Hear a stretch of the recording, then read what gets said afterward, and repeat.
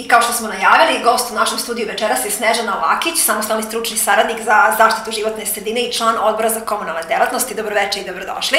Dobroveče, zahvaljujem se na pozivu i na ovom lepom razgovoru. Ono što je aktuelno ovih dana je svakako ponuda za poveravanje obavljanja poslova, komunalnih delatnosti čišćenja, prikupljanja komunalnog otpada i održavanja postojeće sanitarne deponije na teritoriji opštine Žitište. Evo za naše gledalce da ih informišemo šta je to aktuelno u ovom momentu kada je u pitanju taj konkurs.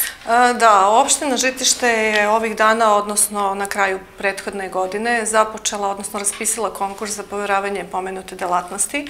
Konkurs je raspisan 26. decembra 2008. godine.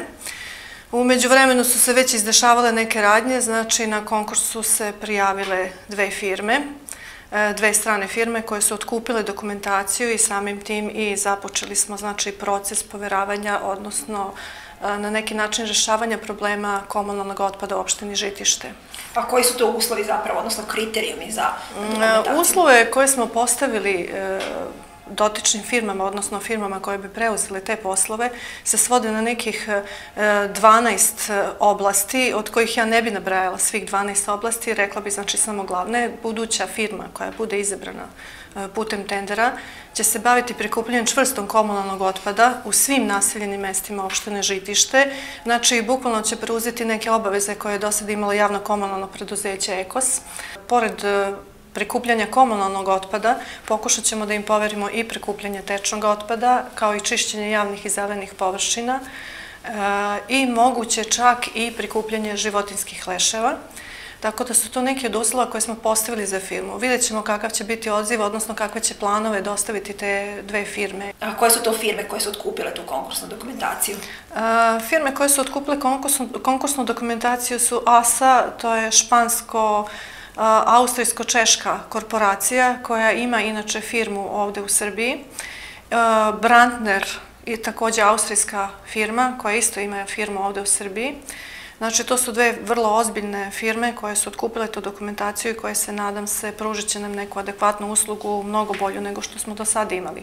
Jer cilj ovoga konkursa je da se građanima opštine Žitište poboljša, znači, ova usluga, da imaju adekvatnu uslugu koja do sad, nažalost, nije bila adekvatna, što zbog same opremljenosti firme, naše firme EKOS, zbog nekih finansijskih i zbog nekih tehničkih nemogućnosti. Ovo su dve firme koje, znači, mogu da ispune sve te uslove.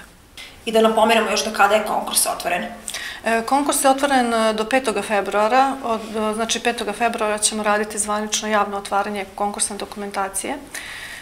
Posle toga perioda komisija koju je imenovala opštinsko veće, odnosno predsjednik opštine, će utvrditi znači kriterijume i izbodovati dotične firme koje su se javile i napraviti jedan predlog za Skupštinu opštine Žitište koja će doneti konačnu odluku o izboru strateškog partnera u poveravanju ovih poslova. Osim ovih navedenih aktivnosti, evo jedan kratak osvrt na šta je to do sada urađeno na modernizaciji ovih komunalnih usluga u opštini Žitište, odnosno konkretno u vašem odeljenju, odnosno sekretarijatu. Pa u zadnje vreme, odnosno u prethodnom periodu, hoću reći u prošloj godini, smo pokrenuli niz akcija, odnosno projekata i na svu sreću možemo se pohvaliti da smo prošli na tim projektima i da smo dobili. Jedan od vrlo značajnih projekata što se tiče modernizacije komunalnih usluga je projekat u saradnji sa GTZ-om. To je nemačka organizacija koja nam je nepovratno donirala negde oko 1.200.000 dinara.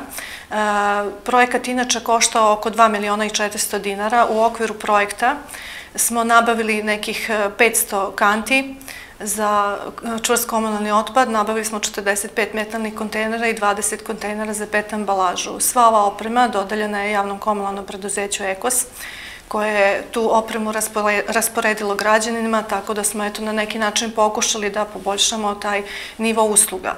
Oprema je deljena građanima koji su najbolje platiše i naravno školama i ustanovama, jer jednostavno na našoj teritoriji je bilo već neko alarmantno stanje da i škole, a i ove druge javne ustanove nisu imali posude u kojima bi mogle da odlažu otpad.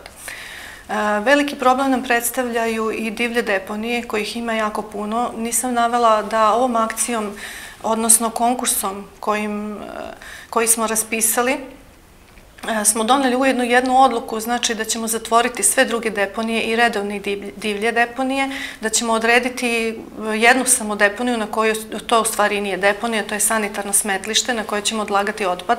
Lokacija koja je određena za to jeste lokacija pored Torde, dok ćemo pokušati znači da zatvorimo sve druge i deponije, sva druga smetlišta na teritoriji opštine Žitište i divlja i postojeća. U okviru toga smo već krenuli sa jednom akcijom i pribavili smo sredstva od Fonda za zaštitu životne sredine. To je takođe projekat koji je vredan oko 1.700.000 dinara. Trenutno radimo znači projektno-tehničku dokumentaciju, to je nažalost onaj deo koji građani ne vide, koji će videti kasnije, koji mora da se odradi za jednu od deponija u Žitištu, od jednu od divljih deponija, a posle tih aktivnosti ćemo takođe pokušati, odnosno nabaviti novac i za samu sanaciju, što će biti vidljivo i samim građanima. Pored ovoga rađen je veliki još jedan niz projekata koji se takođe tiču komunalnih usluga. Znači, rađeno je na nekim edukacijama, rađeno je u saradnji sa školama, od prikupljanja limenki, sa Riken fondacijom, sa drugim firmama koje se bave samom edukacijom i krenulo se od tih nekih najnižih školskih ustanova, samog zabavišta, pa uglavnom su obuhvaćena školska deca, ali i veliki niz akcija u saradnji sa Ekopokretom Žitište, gde je obuhvaćen veliki broj stanovnika. Nadam se da ćete nastaviti takve akcije. Gospođo Lakić, hvala što ste odvojili vreme za gostovanje u našoj emisiji i ove dali zaista iscrpne informacije, za sve nas korisne. Ja vam se jako zahvaljujem, nadam se da ćemo imati u sledećem periodu sa čim da se pohvalimo. Hvala vam.